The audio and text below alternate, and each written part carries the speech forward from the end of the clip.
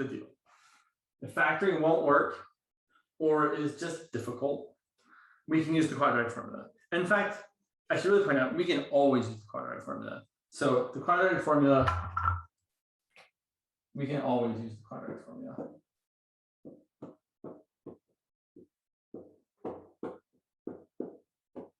And it's not that it's wrong to use it all the time, it's just that it's not efficient.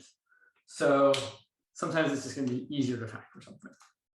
The solutions, so and the way the quadratic formula works is to find the solutions to the quadratic equation, ax squared plus bx plus c equal to 0. The solutions are x equal to these two numbers, negative b plus or minus the square root of b squared minus 4ac, and all that is divided by 2 times a. And that's the formula. And it does, we can solve, like you can actually derive the formula. It's not terribly hard to derive, but I don't think that's really the best way to spend our time. So if you're interested in seeing how we start with this and end up with this, I'm happy to show it to you guys. One actually way you can kind of see it is you can kind of, if you really wanted to, you could work backwards, which is kind of neat. In fact, that does seem kind of worthwhile. So I'm going to do that right now just because it seems kind of neat. So let me erase this.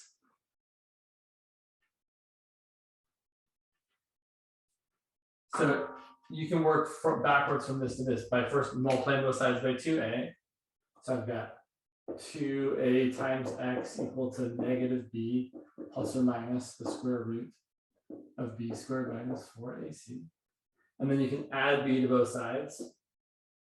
2ax plus b equals plus or minus the square root of b squared minus 4ac, sorry, forgot to see that. And then if you square both sides,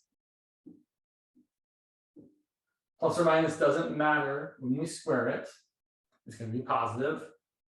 And the square root squared is going to be just the insides. So b squared minus 4ac. On the right hand, on the left hand side, when we square this, we get 4a squared x squared. And then this times this is 2abx and another 2abx. So 4abx. And then a b squared. The b squareds cancel. We can bring this over to this side. So you have 4a squared x squared plus 4abx plus 4ac equal to 0. And then you can divide everything by 4a. And when you do that, you get ax squared plus bx plus c equal to 0 divided by 4a is 0. So there's some justification of the quadratic formula. You can really start with the answer and work back to, oh yeah, this is the equation that it came from. There are other things you can do too that are kind of neat, but again, I probably should spend our time in other ways. So let's look at some examples. Let's say we're going to solve x squared minus 5x plus 6 equal to 0. Well, normally if I was doing that, I would just factor because it's easy to factor. X squared minus 5x plus 6 factors as x minus 3 times x minus 2. And if I set that equal to 0, I get x equal to 3 and x equal to 2. Pretty straightforward. However, we can also use the quadratic formula.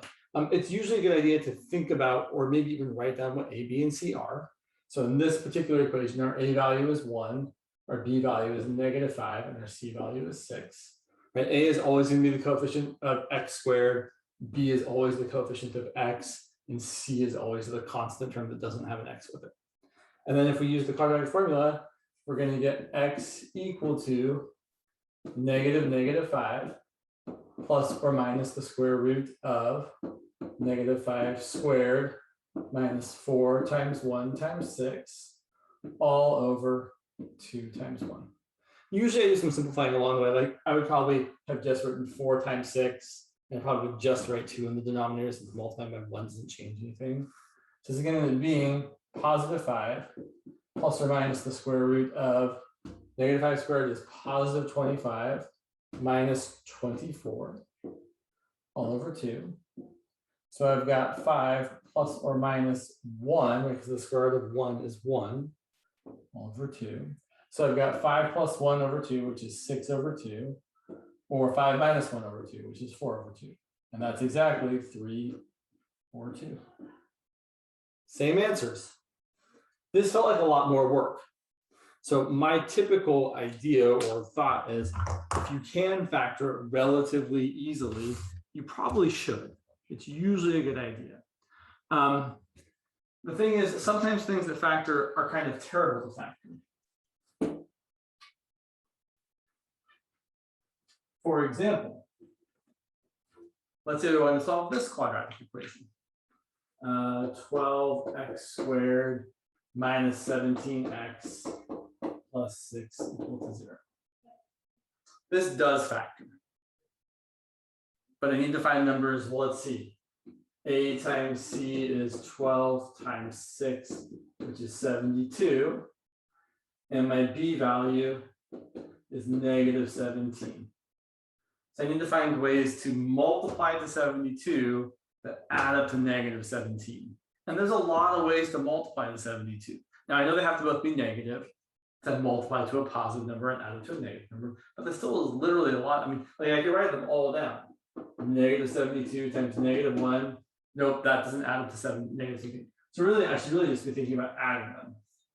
So this, nope, not that. And then let's see, I would try negative 36 and negative 2, because those multiply 72, and negative 24 and negative 3, and I don't know, negative 12. I'm probably skipping some, and negative 6.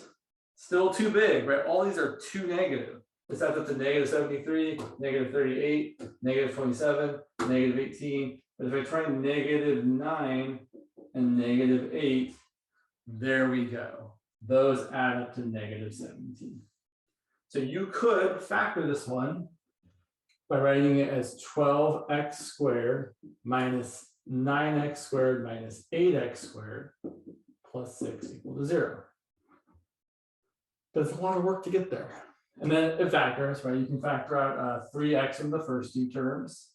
So you get 3x times 4x minus 3. And here I'm going to factor out a minus 2x. I'm left with a 4x minus 3. Oh, good, they're the same. That's what I wanted. That's what I need. And then from each of these, I factor out the 4x minus 3. And I'm left with a 3x minus. I shouldn't have been able to factor out an x there. I think I made some mistakes writing this down. Yeah, you guys, thank you guys. You guys are just like, shouldn't be. Good call. Yes, excellent call. That should be a 9x. That should be an 8x. This is now actually correct because I factored out a 3x from each of those, now with a 4x and a minus 3. And these are now actually correct. And I can factor out a negative 2x. I'm left with a 4. Sorry, I'm going to factor out a negative 2. I'm left with a 4x minus 3. Sorry about that. Thank you guys. Yep, good call. So then I'm left with a 4x minus 3 times a 3x minus 2. 4x minus 3 equal to 0 gives me 4x equal to 3, or x equal to 3/4. And this 3x minus 2 equal to 0 gives me 3x equal to 2, or x equal to 2/3. Or we could use the quadratic formula, which to me feels like it's probably going to be less work here. We're going to get x equal to negative 17 plus or minus the square root of negative 17 squared minus 4 times 12 times 6 all over 2 times 12. So we do have to do it. So technically this answer is correct as is, but we should simplify it. This is going to be 17 plus or minus the square root of 17 squared is 289, and negative 17 quantity squared is also positive 289, and 6 times 12 is 72. 72 times 4, well, 72 times 2 is 144. 144 times another 2 is 288. Minus 288 all over 24. So I end up with 17 plus or minus 1 again, all over 24. So that's going to be either 17 plus 1, which is 18 over 24, which reduces to 2/3, or 17 minus 1, which is 16. Oops, 18 over 24 is 3/4. Sorry. I was thinking the other answer.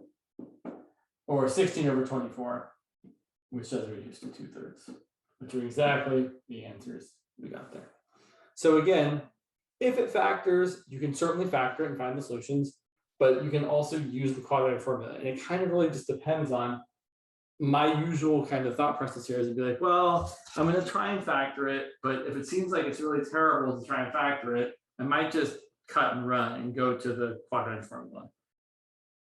And it really depends on what you want to do. You have choices, right? You can really, unless someone specifically says do the problem this way, which I probably do ask for on some of the problems, you can usually typically do whatever you want. So the thing is, we often use the quadratic formula mostly when we have to, meaning for things that don't factor, like this next one, x squared minus 4x minus 3 equals 0. If we were going to factor it, we'd be looking for numbers that multiply to 1 times -3 and add up to -4. And there aren't any numbers that do that. The only numbers that multiply to -3 are -3 times +1 or 3 times -1. And -3 plus 1 is -2. And 3 plus -1 is +2. And neither of those are -4. So this one can't be factored. If you can't do the thing we've done every time you factor it, where you multiply to this and add it to this, can't be done. So instead, we are forced to use the quadratic formula here. So we're going to say, sorry, my screen looks, I need to move something on my screen. It's really bothering me. There we go. Okay, so we're going to say, well, right, we know A is 1, B is -4, which I read, C is -3. So we're going to get our solutions, and we do say x, right? We're solving for x. X is equal to -4, which you can just write 4, plus or minus the square root of -4 squared, which I would probably encourage you all just to jump to say that's 16, minus 4 times 1 times -3, all over 2 times 1. Do be careful. I definitely see people lose the sign here a lot of the time. So we do need to be extra careful. So we're going to get x equal to +4 plus or minus the square root of -4 squared is 16, minus 4 times 1 times -3 is plus 12. Something else to be aware of is that you can divide this 4 by 2, but that doesn't cancel it out. It would be incorrect to say that this was 2 plus or minus the square root of 16 plus 12, which is 28. This is not what this is equal to.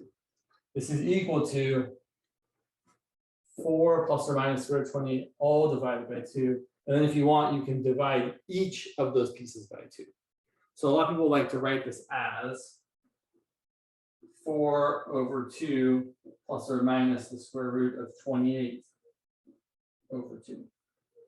Whenever you have a numerator divided by a denominator, everything that's added or subtracted in the numerator, each of those things gets divided by the denominator.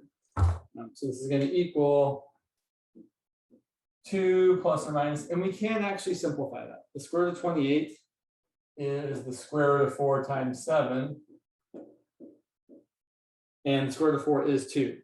So we could write this as 2 plus or minus 2 root 7 divided by 2. And then those 2's cancel.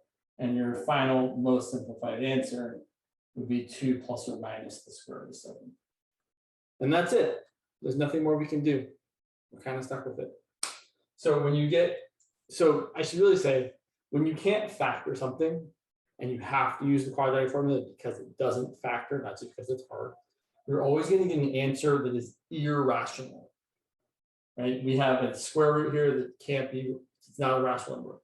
Whereas in the previous example, right, being able to factor it, even if it's hard, means we're always going to get answers that are rational. And that even if you didn't factor it and you use the quadratic formula, the square root is going to end up being a square root of a nice square number. And so you're not going to have an irrational piece anymore. So if you can factor it, it also does happen to mean that your solutions or your zeros or your x-intercepts, whatever you want to call them, are rational.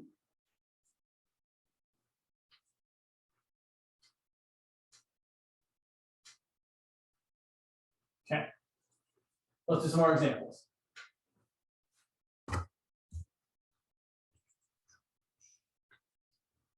So let's solve this one.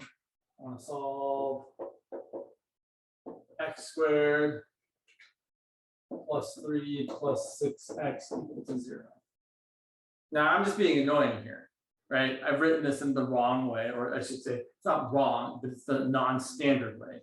We can rewrite it if we want, although you don't really have to, as long as you're okay with saying, well, I know that A is 1, B is 6, and C is 3. Right? It's not about the order, it's about what's the coefficient of what. I would probably rewrite it though. I would probably rewrite it as the standard x squared plus 6x plus 3 equal to 0. And we can easily convince ourselves there are no numbers that multiply to 3 and add up to 6. The only way to really multiply to 3 is 1 times 3, and that adds up to 1 plus 3 is 4. So we have to use the quadratic formula. So we're going to get x equal to -6 plus or minus the square root of 6 squared minus 4 times. I'm not going to write the 1, right? I don't need it. I'm just going to write 4 times 3 all over 2 times 1. And then we simplify. This is going to be -6 plus or minus the square root of 36 minus 12 all over 2. And then that's going to be -6 plus or minus the square root of 24 all over 2. And typically when we simplify these expressions, we want to simplify this radical as much as possible by pulling out any square factors. So what is the biggest factor of 24 that's a square number? Well, 1, 4, 9, 16. I think it's 4, right? There, 16 isn't a factor of 24, and anything after 16 is bigger, right? 25 squared is 25. So I'm going to rewrite this as -6 plus or minus the square root of 4 times 6. I think you can skip that step if you want to, though, and go straight to this is -6 plus or minus the square root of 4 is 2 times the square root of 6, still stuck inside the square root. And then you can just divide both pieces by 2.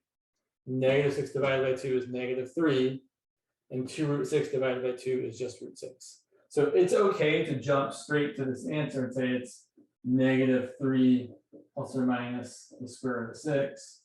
But some people like to factor out a 2 from the top. So you can also say, oh, well, that's 2 times -3 plus or minus root 6 all over 2. And then this factored out 2 cancels with that 2 in the denominator. And you get the -3 plus or minus root 6. Or you can jump straight to, James, I know it's -6 over 2 plus or minus 2 root 6 over 2. And then say that's equal to -3 plus or minus the square root of 6. I don't care which way you get there, as long as you can get there.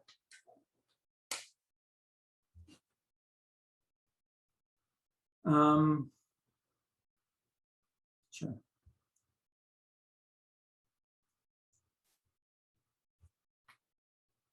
Let's get another example.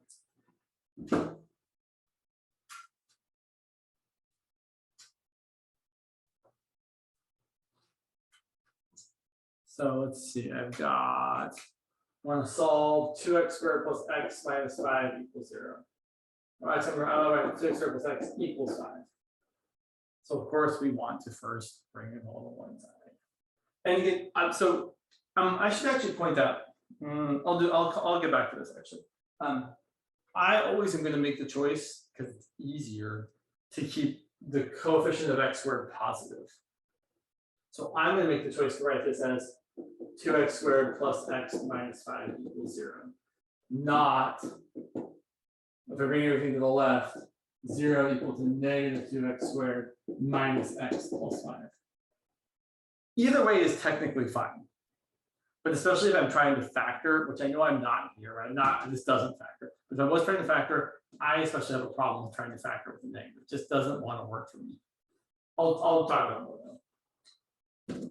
So again, we could try to think about, excuse me, not burping. So we could try to think about factoring, and it's not going to work, right? Because we need numbers that multiply to negative 10 and add up to positive 1. And 10 and negative 1, no. 5 and negative 2, no. Neither of those add to 1. Or you could just not even think about it. You'd be like, I don't want to factor anyway. I'm just using the quadratic formula. That's also a perfectly fine way to go.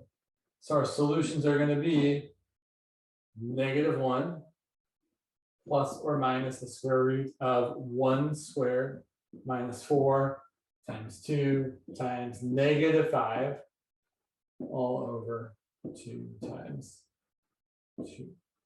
I guess I should, it's good to write it out. Sometimes you can lose a minus sign, that A is positive 2 and C is negative 5.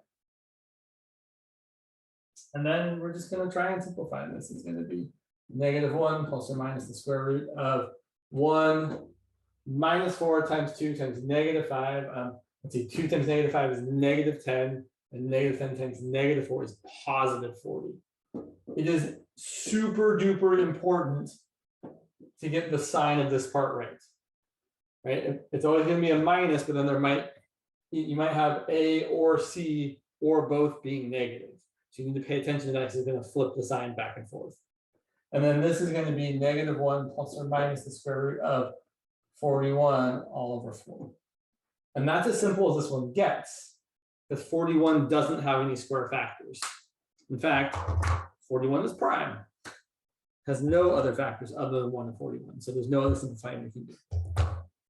Typical square factors you will see in your numbers are like 4, 9, 16, 25. Usually they don't get much bigger than that because the numbers we're dealing with typically aren't that large.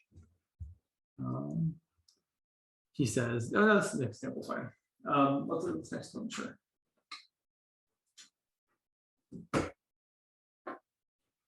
It's actually, that'll be good.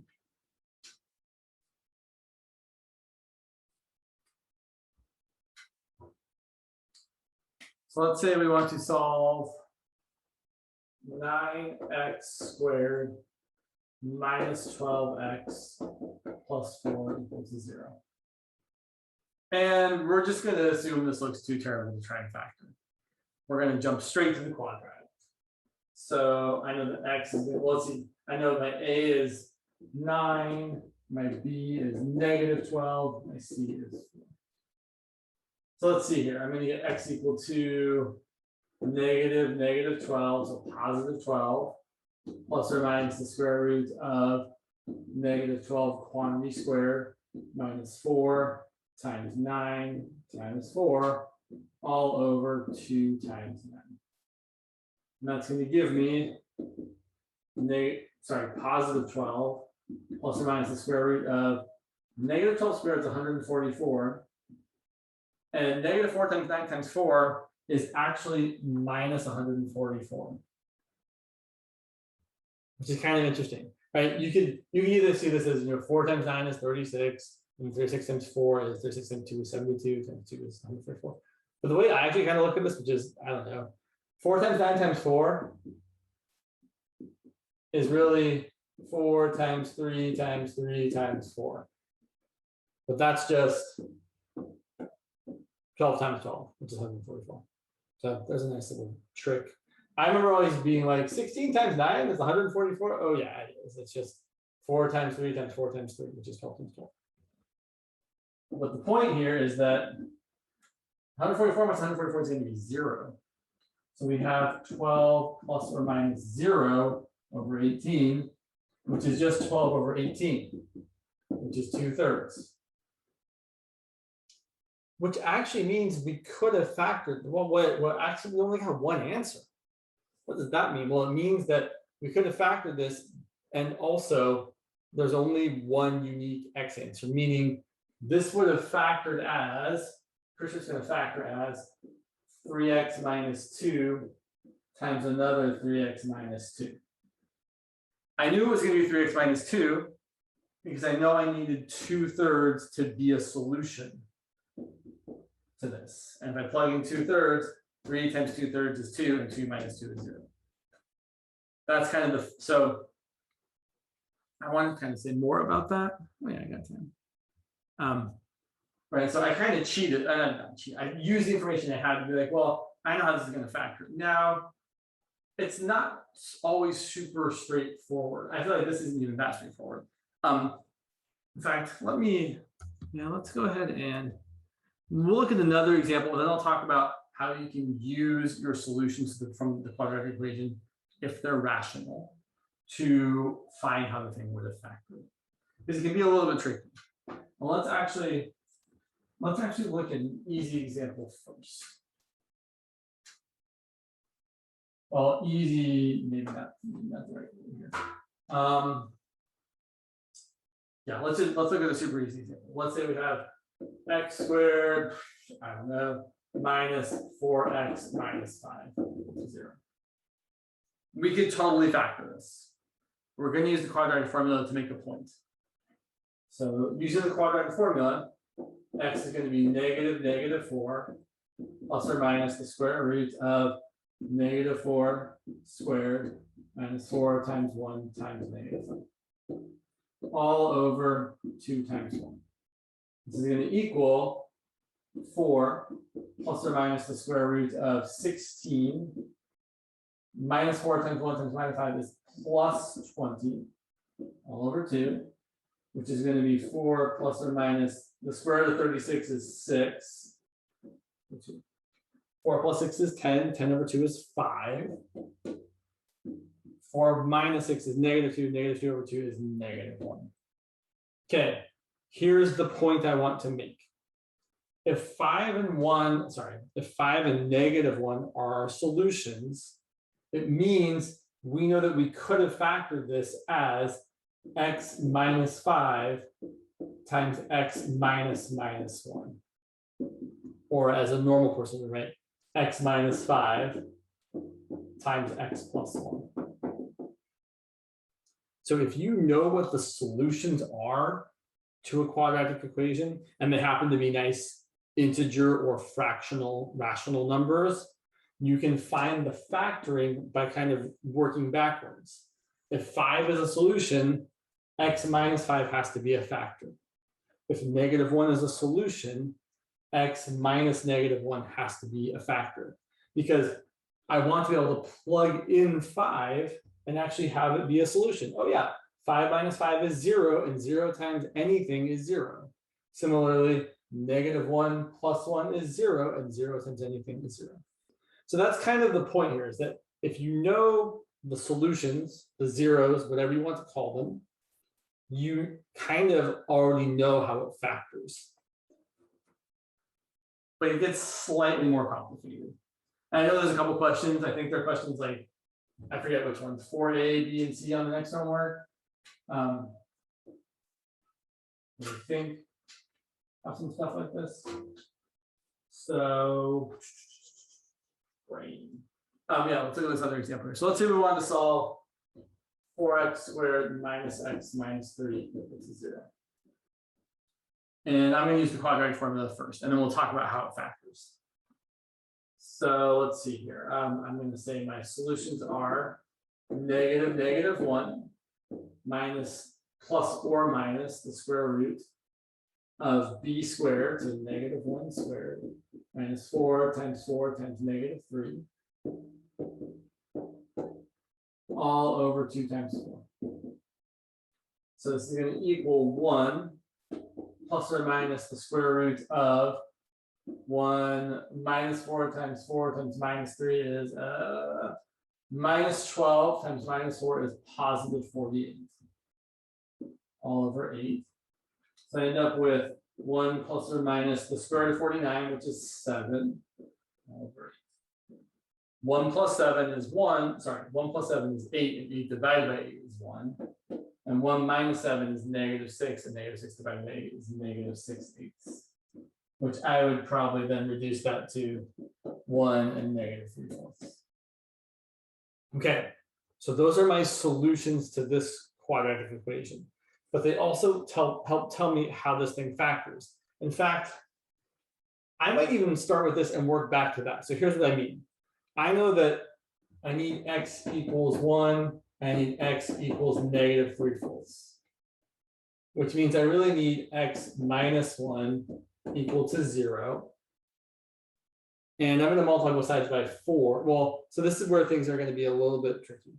I'm going to multiply by 4 to get 4x equal to -3, and then add 3 to get 4x plus 3 equal to 0. Those are my factors. This is going to factor as 4x plus 3 times x minus 1 equal to 0. That is one way of doing it. Here's another way of doing it, which is a little, I don't know, it's similarly weird. The problem is, when you have this kind of non-1 coefficient out in front, it gets a little dicier. You could also say, well, James, if 1 and -3/4 are solutions, I should be able to say x minus -3/4 and x minus 1 are factors. And while that's correct, it's not quite the same as that. The problem here, and I hope you can all see this, is that I'm going to rewrite this just slightly as x plus 3/4 times x minus 1. The problem with this is if I actually multiply this out, I'm not going to get 4x squared minus x minus 3. I'm going to get x squared. I'm going to get 3/4 x minus 1x, which is minus 1/4 x. And I'm going to get a 3/4 times minus 1, which is a minus 3/4. I'm going to get that same exact equation, except everything's been divided by 4. I'm missing the factor of 4. So what I typically do, if I'm doing it this way, is I take this equation and say, well, look, I really don't want that denominator of 4. So I'm going to fix it by multiplying by 4. I'm kind of out of room here. I guess I'll go up here. So I'm going to take this expression. I'm going to multiply it by 4. So I have 4 times x plus 3/4 times x minus 1. And then if you distribute the 4 to the term that it needs it, meaning to this term here, 4 distributed to that is going to give you 4x plus 3 times x minus 1.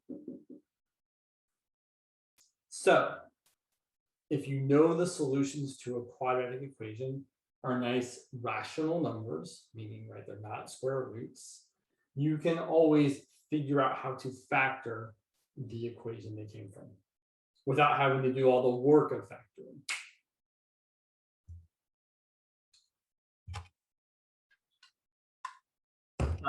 Let me give you another example. All right, let me start with, let me do that. That's not what I got. At the end, can we get a tough example? Yeah, let's, sure, yeah. Okay, I didn't, okay, I'm just gonna make one up, sorry. I had some examples in my brain, and now they went away. Sorry, I want a brain, come on. Where are my notes from the other day? Oh well. So let's say I'm gonna make something up on the other side of the board just so you guys can't see it real quick. 1 second. Sure. Yeah, let's do that.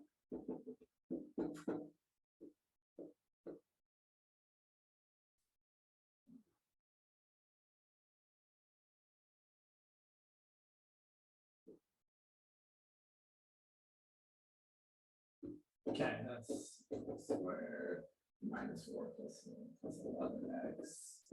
Okay, so let's say we were given the equation 6x squared plus 11x minus 10 equals 0. And let's say I also told you right off the bat that the solutions are x equal to 2/3 and x equal to -5/2,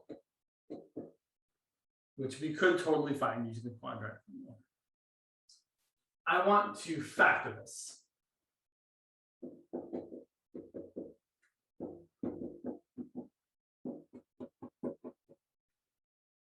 Okay, so the idea is, well, again, there's kind of two different approaches. One approach, which was the second one I did last time, I'll do that one first, is to say, well, if I know that these are solutions, I know that x minus each of those things has to be a factor. So x minus 2/3 and x minus -5/2, which is x plus 5/2. Now let me ask everybody, if I multiply this out, my first term would be x squared. What would I be missing? A 6. Right, a 6. So the thing is, to actually factor this the right way, I need to have a coefficient of 6. Okay, well, here's the thing that's always going to work out. The denominators here, the common denominator is 6. It's always going to be the same as that in there. And so what I'm going to do is I'm going to break the 6 up so that the factor that I need for each of these pieces goes with it. So I'm going to write this as, well, 6 is really 3 times 2. So this is 3 times 2 times x minus 2/3 times x plus 5/2. And then the 3 is going to go with this piece. So I have 3 times x minus 2/3. And the 2 is going to go with that piece. So I'm going to have 2 times x plus 5/2. And then if I distribute the 3, I get 3x minus 2. And if I distribute the 2, I get 2x plus 5. So that's the way to factor this 6x plus 11x minus 10. It's 3x minus 2 times 2x plus 5. That is certainly a perfectly valid way of doing it. Another equally valid way of doing it would be to say, I'm going to start with x minus 2/3 equal to 0 and x minus -5/2. I'm sorry, I'm getting a little ahead of myself. I should really start with x equal to 2/3 and x equal to -5/2. And I should multiply both sides by the denominators. So this becomes 3x equals 2. This becomes 2x equals -5. And then if I subtract 2 here, and if I add 5 here, those are my factors.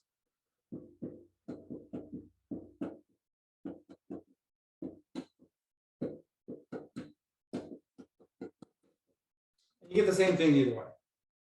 So whichever way you want to approach it is fine with me. I never actually really thought about this before until like right now, but I was like, oh, this seems neat. So you could totally do it this way. I feel like this feels maybe easier, to be honest. But again, whichever one of these ways of doing it works for you is fine.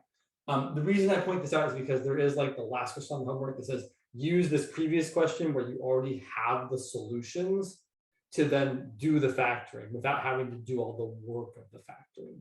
So that, I think those are questions like 4A, 4B, and 4C. It is. Yeah. Someone said, I think I'm already being taught to move the denominator in front of the x to get rid of the, I don't think you mean to get rid of the x, but I think you mean to get rid of the denominator. I think that's what you're saying. Yeah, you don't, like, I don't think you need to show all this work. I'm just showing it to you so you can see how to get there, right? If I was given this, I would be like, oh, well, if x is 2/3, I know that the 3 has to multiply the x. So when x is 2/3, I'm immediately thinking, oh yeah, that's going to be a 3x minus 2. And when x is -5/2, I know I'm going to have to get a 2x plus 5. You can certainly jump to that without showing the work, but I wanted you guys to see the work so you would know how to do it in case you didn't just know how to do it.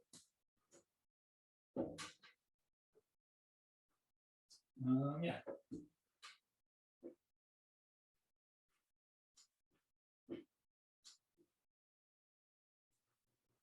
So I want to look at, where'd you go? Cool. So another example, let's say I want to solve 4x squared plus x plus 3 equals to 0. And to solve that, I would try factoring, but there's no way to multiply it to 12 and add up to 1. It's especially true when the numbers, when to multiply to a positive and to add up to a smaller positive just doesn't work. Right? Because you need two positive numbers, which are going to be bigger than 1, or you need two negative numbers, which won't add up to a positive number. So we know we're stuck with the quadratic. So x is going to be -1 plus or minus the square root of 1 squared minus 4 times 4 times 3, all over 2 times 4. And that's going to be -1 plus or minus the square root of 3 times 4 is 12, 12 times 4 is 48.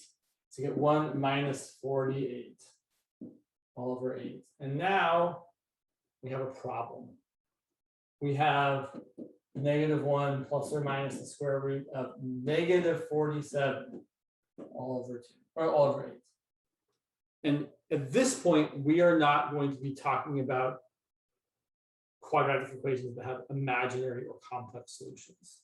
So when you see that the part under the square root is negative, that means we're going to stop. This equation has no real solutions. So square roots of negative numbers are not real numbers, and so we don't say we have real solutions when we have a square root of a negative number. And so I should say a little bit more about this. This part under the square root in the quadratic equation is called the discriminant. And it's actually kind of important. It comes up, it's actually come up in some really high level math classes that I've taken. We're like, oh yeah, we're going to use this idea about the discriminant being positive or negative to kind of do some really kind of cool stuff. But I should say, right, so here's our equation, or here's our, if we have the equation ax squared plus bx plus c equals to 0, our solution is -b plus or minus the square root of b squared minus 4ac all over 2a. And this part right here, this part is kind of the determining factor or piece that decides how many solutions we have. If that part is negative,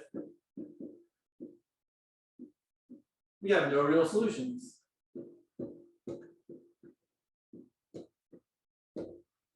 If that part is positive, like it's been like for almost every example we've done, then there are two real solutions. Right? Most of the time we get two real solutions, except there was one example we did where the stuff inside the square root was negative, or sorry, was 0. If b squared minus 4ac is equal to 0, then you have exactly one real solution.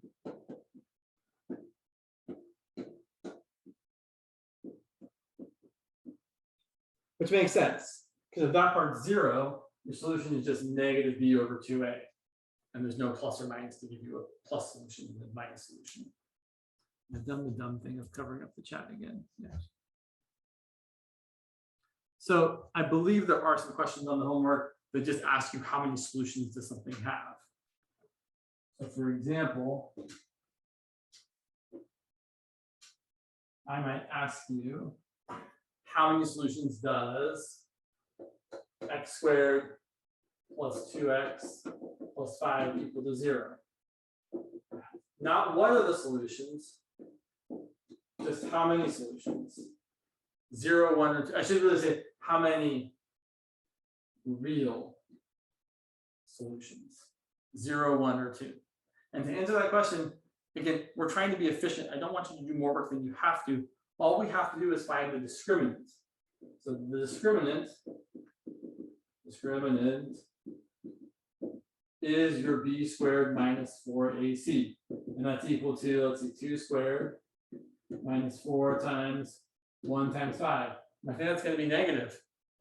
Right? That's going to be 4 minus 20, which is -16. So we get 0 real solutions. Because we would be taking the square root of a negative, which would mean we'd have imaginary solutions.